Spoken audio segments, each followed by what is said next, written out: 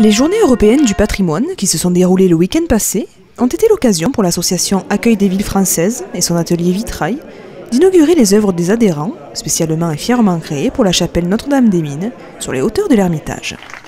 C'est vraiment quelque chose d'extraordinaire. En 2008, ils avaient fait un vitrail, donc la Vierge qui est au fond.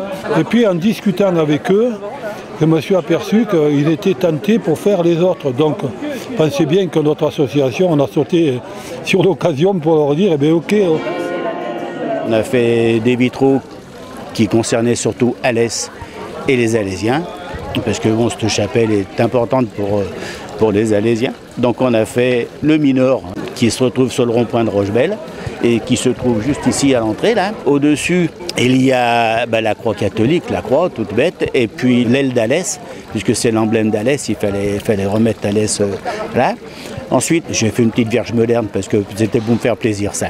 On a fait Sainte-Barbe évidemment avec la lampe de mineur, avec l'étoile de Marie qui se trouve sur le drapeau des mineurs, donc on a repris l'étoile de Marie. Et puis le dernier qu'on a posé là, la semaine dernière, il y a le virage du Gardon, la cathédrale, le Mont Récato qui est le crassier d'Alès, et puis Notre-Dame de l'Ermitage qui est ici. Ce vitrail-là résume Alès d'un seul coup.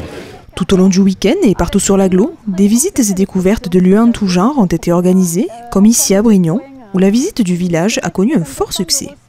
Oui, c'est une grande satisfaction que de voir autant de personnes s'intéresser au patrimoine de nos villages.